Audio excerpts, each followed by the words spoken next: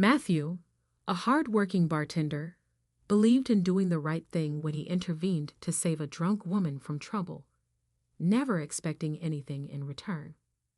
But the next morning, a limo pulled up outside his apartment, and a mysterious visitor was heading towards his door.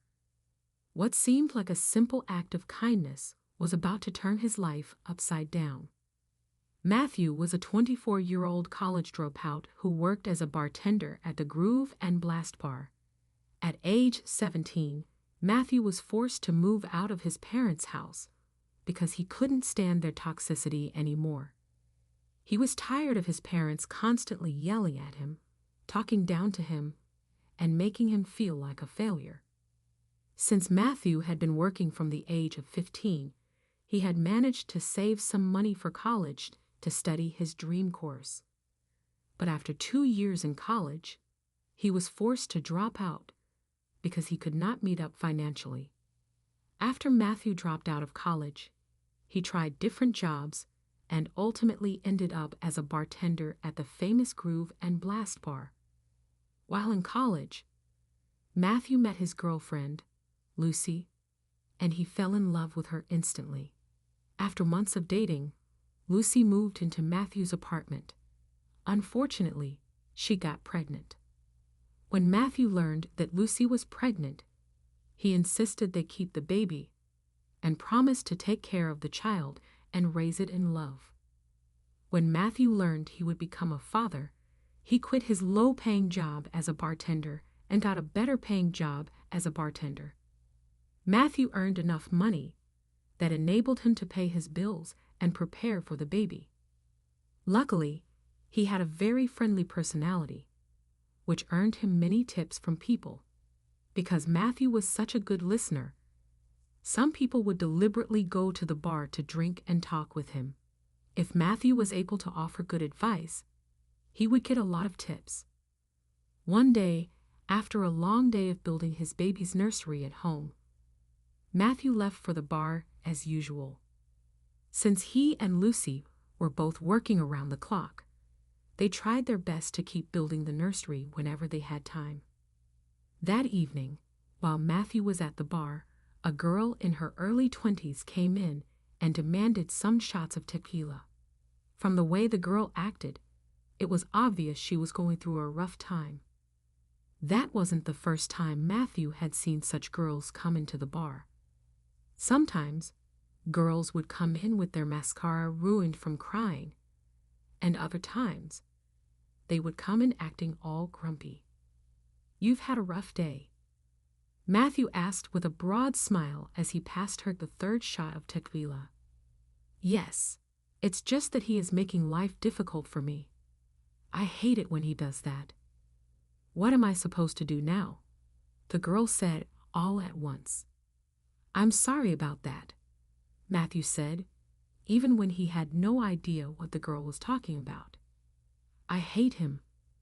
I hate him. I hate him," the girl screamed. Then she gulped down another shot of tequila. Can I have more shots, please?"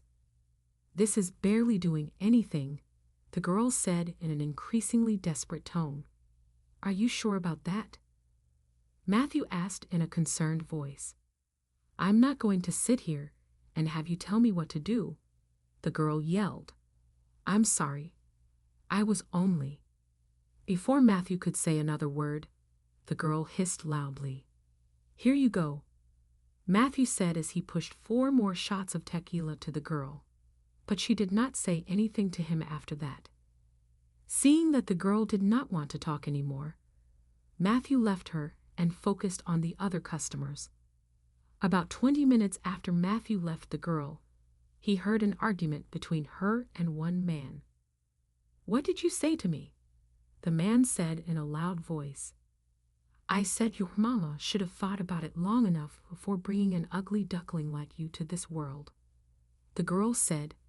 Then almost immediately, she puked on the man's jacket and burst into laughter. From the way the girl spoke and laughed, it was obvious she was already drunk, and Matthew knew why. "I'm going to teach you a lesson you won't forget in a long time," the man said as he tried to pull out his belt. But Matthew quickly intervened and stopped him. "I'm sorry, sir, but I cannot let you do that," he said. "And who do you think you are?" the man growled. "I work here, sir, and it's against the bar's rules for customers to fight. Also, I cannot let you lay your hands on a young and fragile woman like her. So I'm going to ask you to walk away and pretend this never happened," Matthew said authoritatively. Immediately after Matthew said that, the man turned to the woman and stared at her angrily. "I guess today's your lucky day," the man said, and then he walked away. The girl looked at Matthew with relief on her face. "Hey, thank you for standing up for me." But Matthew did not answer. She looked down, trying to hide her shame. "I know I was being an idiot, and I'm sorry about that." "It's fine. You're forgiven," Matthew said with a broad smile. "Thank you. I was afraid he was going to hit me," the girl said. "Meanwhile, I'm Emma," she added as she stretched her hand to Matthew for a handshake. "I'm Matthew." Matthew introduced himself, "but my friends call me Matt," he added. "Did you come here with someone? I don't think you're in a good shape to go home alone," Matthew said. "No, I didn't, but my ride will soon be here," the girl replied. Immediately after she said that, her phone chimed. "Oh, it's here already," she added. Then she gulped down her last shot, grabbed her purse, and said goodbye to Matthew. Because of the fight that nearly happened, Matthew kept his eyes on her until she was out of the bar. After a long night of serving drinks and attending to dozens of customers, Matthew called it a day and returned home. The following morning, Matthew was in his apartment resting when he heard a knock on the door. His girlfriend, Lucy, had left for work, and he wasn't expecting any visitors. At first, Matthew wanted to ignore the knocks, but when it didn't stop, he was forced to get out of bed. "Hold on, I'm coming," Matthew said grumpily as he walked to open the door. "Hello, good morning, Mr. Matthew." A man in a nice black suit greeted him. "Good morning. How can I help you?" Matthew asked in a confused tone. "I'm here on behalf of my boss. She would like to see you, please," the man said, pointing to a black limousine that was parked in front of Matthew's apartment. "Your boss?" Matthew asked again. "Yes, if you don't mind," the man replied. "Okay, please give me a minute to change into proper clothes. I'll be back," Matthew said before entering his apartment. While Matthew was changing, he kept wondering who he would meet. He didn't know anyone who owned a limousine, so he was very curious. "This way, please," the man in the suit said as he led Matthew to the limousine.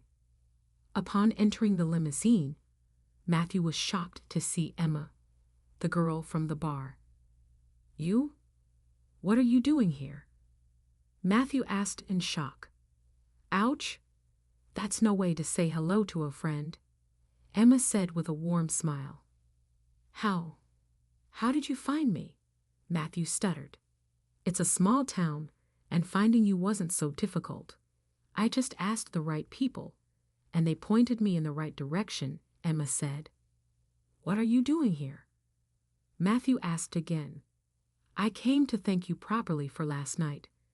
I admit I was in a bad mood because I had a fight with my dad, and I might have been rude to you. Please, have this. Consider it as my materialistic way of saying thank you." Emma grinned as she handed Matthew a small brown envelope. "What's in it?" Matthew asked. "Go ahead, open it," Emma replied. As soon as Matthew opened the envelope and saw all the money inside, he dropped it in shock. "I don't understand what's going on," Matthew said in a confused tone. Emma placed her hand on his arm. "Nothing, Matthew. Just a girl showing her appreciation." Matthew started to tear up. I don't even know what to say. Thank you so much. You're welcome, Matthew. I knew you would love my gift. I have to leave now. I hope you have a great day, Emma said with a warm smile on her face. Even after Matthew stepped out of the limousine and watched it drive down the street, he could not believe what had just happened.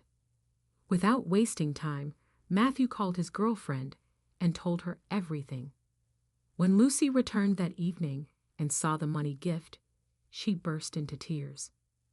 With the money, Matthew and Lucy moved into a bigger and more decent apartment, and they started an online business as they had always wanted. Helping others simply because it's the right thing to do is what defines true character. Matthew didn't step in to protect Emma for any reward. He did it because it was the decent thing to do. Yet, in an unexpected turn, that simple act of kindness came back to him in a way that transformed his life, showing how doing good often brings rewards in ways we least expect.